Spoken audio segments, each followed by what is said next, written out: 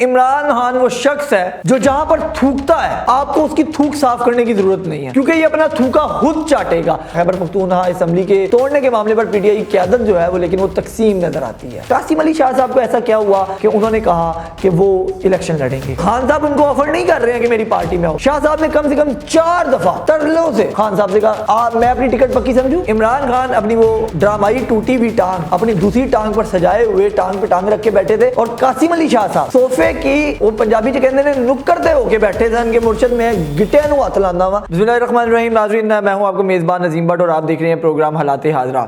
नाज़रीन आज के हम जो हमारा व्लॉग होगा उसमें मुख्तलिफ इशूज़ के ऊपर जो है वो गुफ्तगू करेंगे। पहले मैं आपको हाईलाइट्स बता देता हूँ। एक तो ये कि मुल्क की सियासी सूरत हाल जो है वो इस वक्त नए निज़ाम की जानिब हम देख रहे हैं कि रवा दवा है। वो क्यों है वो मैं आपको आगे जाके बताऊंगा कि कुछ नए चेहरे सामने आ रहे हैं और क्या मामला चल रहे हैं हम आपको आगे जाके बताएंगे। दूसरा केपी के असेंबली की तहलील है और उसके अंदर जो इंपॉर्टेंट खबर सामने आई है वो ये है कि पीटीआई की तकसीम जो है वो केपी के में नजर आ रही है। तीसरा बहुत अहम इशू जो है वो इससे रेलेवेंट है, आपको सुन के वैसे तो शायद मजाक लगे लेकिन ये बहुत ही सीरियस इशूज है। मैं आपको आगे जाके इसकी डिटेल बताऊंगा कि कासिम अली शाह अचानक कहाँ से पॉपअप हो गए हैं, कहाँ से मुतहरिक हो गए हैं, कौन इनको लेके आया है, क्यों ये इजला के जो है वो दौरे कर रहे हैं और क्यों ये इंटरव्यूज कर रहे हैं और आखिर इनके जो एक इंटरव्यू इन्होंने खान साहब का किया उसके अंदर जो है वो कंट्रोवर्सी जो है वो क्या पैदा हो रही है वो हम बताएंगे, जिसकी मैं आपको हाईलाइट बता देता हूँ। जिसमें अब जो रिसेंट कल रात से एक नया ट्रेंड सामने आया है कि टिश्यू पेपर क्यों उठाया, किताब क्यों सुंघवाई। मतलब ये जो है वो पूरा एक ब्रिगेड जो है सोशल मीडिया की तहरीक इंसाफ की उन्होंने टिश्यू पेपर की सियासत जो है वो शुरू कर दी है कि आखिर खान का टिश्यू पेपर क्यों उठाया। इसके ऊपर हम डिटेल से बात करेंगे आगे चल के। और साथ ही साथ वफाकी हुकूमत को ऐसा लग रहा है आपके इमरान खान की गिरफ्तारी अशद ज़रूरत जो है वो उसकी पेश आ रही है उनको कि किसी तरीके से जो है वो इमरान खान को गिरफ्तार किया जाए और सारे मामलात किए जाएं। उस पर भी हम गुफ्तगू करेंगे कि किसने कहा है और क्यों कहा है और क्या शर्त रखी गई है। तीसरा, अभी तक 3 दिन हो गए हैं जनाब बल्दियाती इंतखाबात हुए सिंध में, कराची के मेयर की लड़ाई खत्म नहीं हो रही जनाब। समझ नहीं आ रही है कि हाफिज नईम साहब बनेंगे, पीपल्स पार्टी क्लेम कर रही है कि वो बनेगी, उसके ऊपर भी हम डिटेल से बात करेंगे। और सबसे आखिर में हम गुफ्तगू करेंगे मोदी जी क्या प्लान है। हमारे वज़ीर आज़म साहब ने मोदी जी से जो है वो एक पेशकश की है, उसको भी हम लास्ट में डिस्कस करेंगे। लेकिन सबसे पहले नाज़रीन, इमरान खान वो शख्स है जो जहां पर थूकता है आपको उसकी थूक साफ करने की जरूरत नहीं है, क्योंकि ये अपना थूका खुद चाटेगा, हर किस्म का थूका वो अपना चाटेगा। अब इमरान खान ने कौमी असेंबली में वापसी का इंदिया दे दिया है और उसको बड़े खूबसूरती से उस थूक के चाटने को उन्होंने कहा है कि ये यू टर्न है। और यू टर्न तो अच्छे होते हैं और कोई लीडर तब तक लीडर बन ही नहीं सकता जब तक वो थूक के चाट ना ले, यानी कि यू टर्न ना ले ले। तो इमरान खान साहब जो है वो अब तैयार है अपना ये वाला थूका भी चाटने के लिए। और खान साहब का एक क्लिप वायरल हो रहा है कि जब उन्होंने असेंबलियों से निकलते वक्त ये कहा था कि जनाब अगर हम इन असेंबलियों में वापस बैठ जाएंगे तो इसका मतलब ये होगा कि जो साजिश हमारे खिलाफ, मुल्क के खिलाफ अमेरिका या दीगर इदारों ने की है हम उसके अंदर शामिल हो जाएंगे, हमने उसकी तायीद कर दी है। तो अब खान साहब कह रहे हैं कि मैं तो वापस जाऊंगा। मजीद उन्होंने कहा कि मुझे यकीन है कि मार्च और अप्रैल में इलेक्शन हो जाएंगे। अब मार्च और अप्रैल में कैसे इलेक्शन होंगे ये भी देखना होगा, क्योंकि जो मैंने आपको याद हो अगर कि मैंने अपने इंट्रो में कहा कि नया निज़ाम आने वाला है तो वो इससे रेलेवेंट है, वो हम आगे जाके डिस्कस करेंगे कि आखिर ऐसा क्या होगा। मजीद ये कि मुस्लिम लीग काफ से मुतल्लिक जो है वो पीटीआई में इंजमाम के सवाल पर उन्होंने कहा कि काफ लीग का मुस्तकबिल तहरीक इंसाफ के साथ है, काफ लीग बल्ले के निशान पर लड़ेगी तो ही इनकी जीत होगी। मतलब ये है कि अब काफ लीग को उन्होंने बड़ा क्लियर कैटेगोरिकली कह दिया है कि वो जो सीट एडजस्टमेंट की बातें पीछे हम सुन रहे थे कि चल रही थी कि जनाब सीट एडजस्टमेंट कर लें, 10-15 हमें दे दें, 15-20 आप रख लें, तो वो बातें खत्म है। वो कहते हैं यार सीधे ही आप 15 है। लेकिन एक बात है इस सारे मामलात में कि काफ लीग स्टैंड किसके नाम पे करती है, वो चौधरी शुजात हुसैन के नाम पे करती है। चौधरी शुजात हुसैन ने अभी एक खबर आई है, उसकी तस्दीक तो नहीं हो पाई है, लेकिन ये है कि पार्टी रुकनीत मुअत्तल कर दी है परवेज़ इलाही की और शो को नोटिस जारी करते हुए उन्होंने जवाब मांग लिया कि भाई आप किस तरीके से मामला को करें और अगर आपने करना है तो फिर आप अपनी जो काफ लीग की जो आप कहते हैं कि निशान के ऊपर आप जीते हुए हैं, आप असेंबलियाँ छोड़ें, आप इस्तीफ़े दें, तो फिर आगे कोई बातें बनेगी। कोई इस तरह के मामला चल रहे हैं वो हम आगे आने वाले दिनों में बताएंगे आपको। लेकिन इस सबसे रेलिवेंट ये है कि और असेंबली जो कि तहरीक इंसाफ के हाथ में इमरान खान के, वो वज़ीर आला खैबर पख्तूनख्वा जो है वो महमूद खान की असम्बली है, KPK की असम्बली। अच्छा, उसको आज तहलील करने का इंदिया दिया जा रहा है, ऐलान किया जा रहा है। खैबर पख्तूनख्वा असम्बली के तोड़ने के मामले पर PTI की क़यादत जो है वो लेकिन वो तकसीम नज़र आती है। वज़ीर आला खैबर पख्तूनख्वा महमूद खान, साबिक वज़ीर आला परवेज़ खटक और शौकत यूसुफजई असम्बली आज तोड़ने के मुखालिफ हैं। ये बड़ी हमें जो है वो तस्दीक के साथ ये चीज़ें मिल रही हैं कि बहुत ही अंदर खिचड़ी पकड़ी है KPK के अंदर कि यार मतलब क्या मामला चल रहे हैं। खान साहब एक अनापरस्त मुतकब्बिर शख्स हैं, एक शख्स के पीछे हम पार्टी और अपने इलाकों को कैसे छोड़ दें और कैसे अपने इख्तियारात को जो है वो सरेंडर कर दें। परवेज़ खटक ने कहा है कि असम्बली आज तोड़ी गई तो इलेक्शन रमज़ान में होंगे, इलेक्शन ईद के बाद होना चाहिए, जबकि इमरान खान का मौक़िफ़ ये है कि रमज़ान में इलेक्शन हुआ तो भी टर्न आउट अच्छा ही आएगा। अच्छा, टर्न आउट क्या अच्छा आएगा, इलेक्शन तो पता नहीं अपने वक्त पे होते हैं कि नहीं होते हैं, वो हम आपको आगे जाके बताएंगे। अगेन मैं आपको कहूँगा कि जो मैंने बात की थी कि नया निज़ाम आने वाला है, ये इससे भी रेलिवेंट होगा। मजीद अब जो सबसे इंपॉर्टेंट चीज़ है, सबसे इंपॉर्टेंट चीज़ ये है कि वफाकी हुकूमत जो है वो पिछले तकरीबन 8-9 माह से अपनी गंदी कारकर्दगी की वजह से तंग आ चुकी है। और जितना नाक में दम इमरान खान ने उनके किया हुआ है, चाहे वो झूठ को फैला के कर रहे हैं या सच को फैला के कर रहे हैं, लेकिन लोग उनका बयानिया खरीद रहे हैं। लोग उनका बयानिया खरीदते हुए जो है वो वफाकी हुकूमत को काम नहीं करने दे रहे हैं।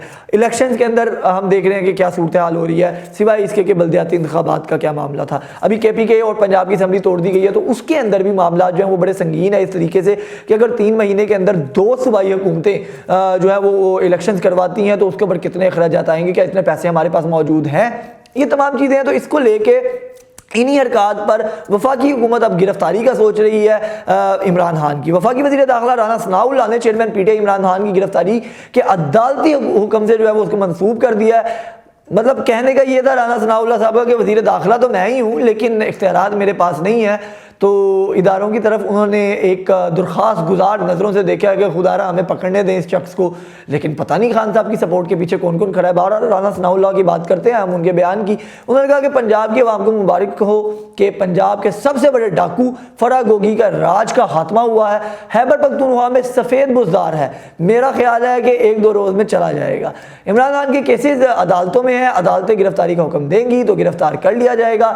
वज़ीर दाखिला का कहना था कि हमने इमरान खान को पहले ही कहा था क्या है, अगर मगर छोड़ें, इलेक्शन में आए, PTI के 10 से 12 लोग हमसे राब्ते में। अभी मैंने आपको ऊपर बताया कि वो खान साहब कह रहे हैं कि 10 उनके राब्ते में है, नून लीग के उनसे, और यहाँ पर राना सनाउल्लाह कहते हैं कि 12 लोग जो है वो तहरीक इंसाफ के इनसे राब्ते में है। तो खिचड़ी बहुत पकड़ी है, लेकिन हमारे नज़दीक ना तो PTI को कोई फ़ायदा होगा, ना ही नून लीग को कोई फ़ायदा होगा। इस वक्त फ़िज़ा जो है वो पाकिस्तान पीपल्स पार्टी की बनाई जा रही है। 12 से 15 लोग ही होंगे, लेकिन वो शायद जाएंगे पाकिस्तान पीपल्स पार्टी में। अब ये देखना होगा कि गवर्नर ने आईनी हक इस्तेमाल करते हुए एतमाद का वोट लेने का, क्योंकि राना सनाउल्लाह साहब कहते हैं कि वो कहा था हमने भरपूर अंदाज से इलेक्शन लड़ना है। उन्होंने मजीद कहा कि इलेक्शन मुहिम शुरू होगी तो सबको पता चल जाएगा कि नून लीग में मुतहरिक है। अब हम चलते हैं जनाब इंटरेस्टिंग अपने सेगमेंट की तरफ, कासिम अली शाह सेगमेंट। कासिम अली शाह साहब की शख्सियत जो है वो बहुत से तनाज़ात का भी शिकार रही गुज़िश्ता दिनों में भी, और उससे पहले भी हमने देखा कि उनकी मोटिवेशन जो वो देते हैं स्पीकर हैं, तो उसको लेके भी लोग बड़ा मजाक उड़ाते थे, लेकिन फिर भी वो एक काबिल इज़्ज़त शख्सियत थे भी और हैं भी, क्योंकि उनकी एक जो शख्सियत है वो लेक्चर देते रहे हैं, वो आर्मी वालों को भी लेक्चर देते रहे हैं, वो जुडिशरी को भी जाके लेक्चर देते रहे हैं, एक टीचर रहे हैं बड़े ज़बरदस्त किस्म के, और लोग उनको पसंद करते हैं, अच्छी फ़ैन फॉलोइंग है। लेकिन इस तमाम मामलात में अचानक कासिम अली शाह को क्या हुआ कि उन्होंने कहा कि जनाब मैं जो हूँ वो सियासत में आने लगा हूँ। और अगर आप इमरान खान के साथ उनका इंटरव्यू देखें तो खान साहब उनको ऑफर नहीं कर रहे हैं कि मेरी पार्टी में आओ। शाह साहब ने कम से कम 4 दफ़ा तरलों से खान साहब से कहा मैं अपनी टिकट पक्की समझूँ, मैं अपनी टिकट पक्की समझूँ, आप मुझे टिकट देंगे, आप मुझे टिकट देंगे। तो बिलाहिर तंग आगे इमरान खान ने कहा कि हाँ मैं आपको टिकट दे दूंगा। ये तो बज़ाहिर सूरत हाल थी, लेकिन इस तमाम मामलात में हमने ये देखा कि कासिम अली शाह की 3 दिन जब गुजरे इंटरव्यू किए, तो फिर उन्होंने साथ ही जो है वो इंटरव्यू शुरू कर दिया जनाब वज़ीर आज़म पाकिस्तान का। अच्छा, बॉडी लैंग्वेज बड़ी इंपॉर्टेंट थी इन तमाम मामलात में।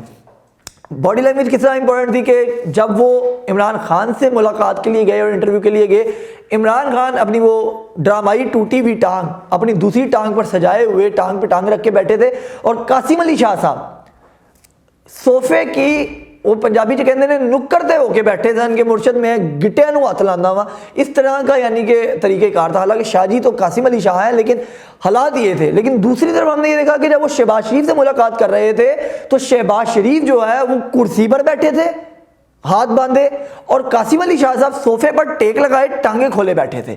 तो ये बॉडी लैंग्वेज का क्या सूरत हाल थी, ये तो अभी तक सवाल का सवाल ही है। हमने कासिम अली शाह साहब से रब्ता ज़रूर किया है, अगले कुछ दिनों के अंदर वो हमारे साथ प्रोग्राम में भी मौजूद होंगे, उनसे ये सारी बातें पूछेंगे कि आप टीचर हैं, आया आपने ये रवैया क्यों रखा, आपने रखा या आपको रखवाया गया। चूंकि कासिम अली शाह साहब ने एक इंटरव्यू में खान साहब के इंटरव्यू के बाद ये कहा कि जब मैं टिकट की बात कर रहा था तो इर्द गिर्द जो लोग बैठे थे पीटीआई के, उनकी शक्लें बन गई। तो सबसे करीब मैं आपको बता देता हूँ कि कौन सा शख्स पीटीआई का बैठा हुआ था खान साहब के और कासिम अली शाह साहब के अलावा, वो मुसर्रत जमशेद चीमा साहिबा बैठी हुई थी उसी सोफे पे जिस सोफे पे कासिम अली शाह साहब बैठे हुए थे।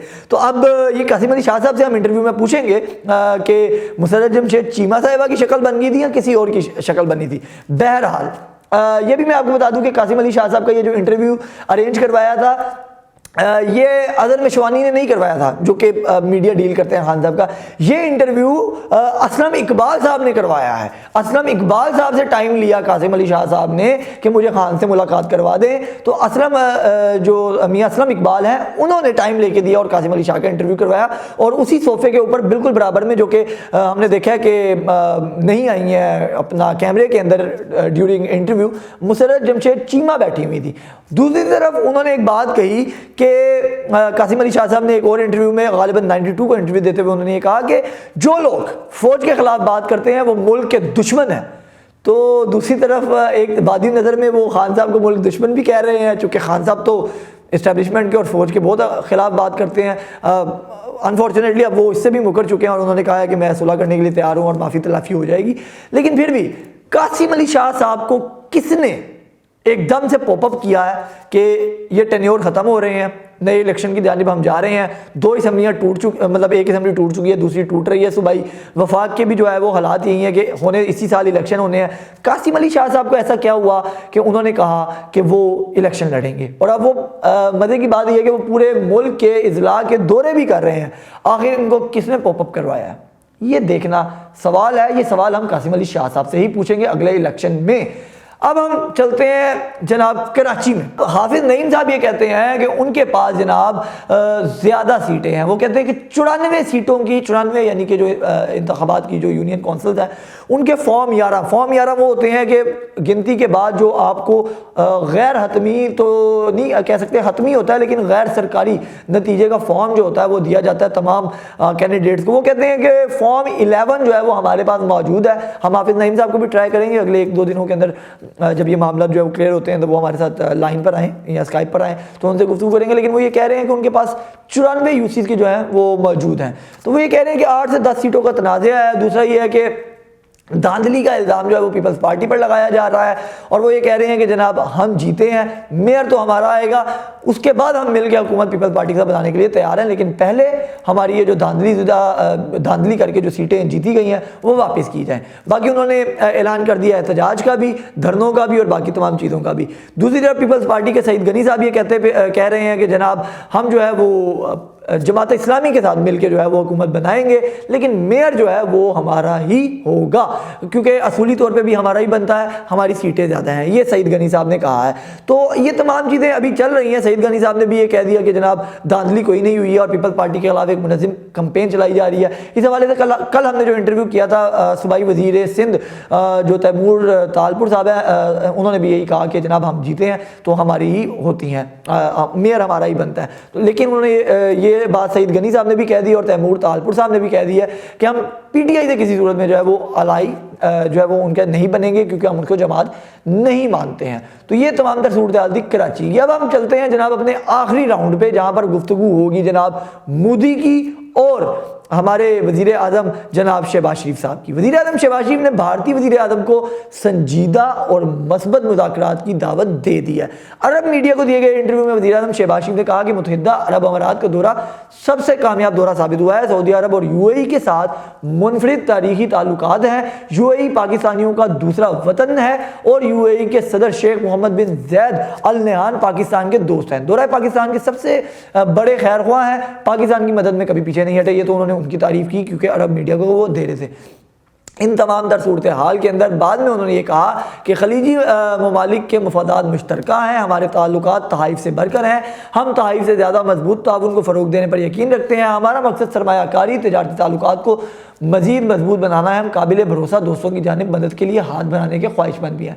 अच्छा, साथ ही साथ अब वज़ीर आज़म ने यहाँ पर एक जो इम्पोर्टेंट बात की है वो ये है कि वज़ीर आज़म ने भारतीय मंसद यानी कि नरेंद्र मोदी साहब को मुज़ाकरात की पेशकश करते हुए कहा कि वज़ीर आज़म नरेंद्र मोदी को संजीदा और मस्बत मुज़ाकरात की दावत देता हूँ। ये हम देख रहे हैं कि शायद पहली दफ़ा है कि इस लेवल पर खुली गुफ्तगू का जो है वो इशारा दिया गया है। पाकिस्तान और भारत को फजूल की कशमकश और महासमत से निकलना होगा। दोनों मुल्कों की आवाम की तरक्की के लिए काम करना होगा। अगर भारत अपना रवैया तब्दील करके मुज़ाकरात करे तो हम तैयार हैं और हमें वो तैयार पाएगा। दोनों ममालिक के पास मौदनी ज़ाहिर नहीं है। हमारा मजबूत असासा अफरादी कुव्वत है। उन्होंने कहा कि पाकिस्तान और भारत ने 3 जंगें लड़कर भूख बेरोजगारी के सिवा कुछ नहीं पाया।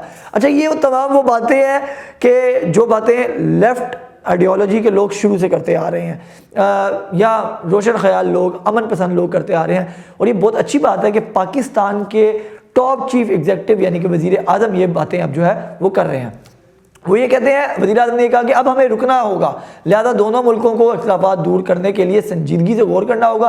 कश्मीर समेत तमाम मुतनाज़ मसाइल को हल करने के लिए मुज़ाकरात जो है वो करने होंगे। शहबाज शरीफ का ये कहना था कि भारत को कश्मीर में इंसानी हकूक़ की खिलाफ वर्जी रोकना होगी। भारत ने 2019 के मुताज़ा आर्टिकल से कश्मीर की असूली हैसियत को पामाल किया है। बाकी उन्होंने कश्मीर की कुछ गुफ्तगू की। तो मेरा ख्याल है, अब मैं एंड पे आपको सिर्फ एक वाक़या बता देता हूँ जो कि हमारी सोर्स रिपोर्ट है, गलत भी हो सकती है, लेकिन हमें ये पता है कि खान साहब के होते हुए नरेंद्र मोदी ने यह पेशकश की थी कि अगले तकरीबन 10 साल के लिए दोनों मुल्कों को कश्मीर समेत तमाम मामलात को भूल कर सिर्फ ट्रेड और अपने ममालिक को जो है वो ठीक करना चाहिए। और 9 रोज़ का नरेंद्र मोदी ने दौरा पाकिस्तान प्लान किया था, लेकिन अनफॉर्चुनेटली उसके पीछे फिर क्या होता है क्या नहीं होता है वो आप तमाम लोग जान चुके हैं अब कि कश्मीर के मामलात को लेकर फिर मामलात गर्म हुए और हमारी बात ना हो सकी। लेकिन हम उम्मीद करेंगे कि ये जो वज़ीर आज़म शहबाज शरीफ ने स्टेप उठाया है ये कामयाब हो और नरेंद्र मोदी भी वहाँ से जो है वो एक अच्छे हमसाये की तरह जो है वो पॉजिटिव हमें रिएक्ट करें। अब तक के लिए इतने, मुझे दीजिए इजाज़त। अल्लाह आपका हामी नासिर।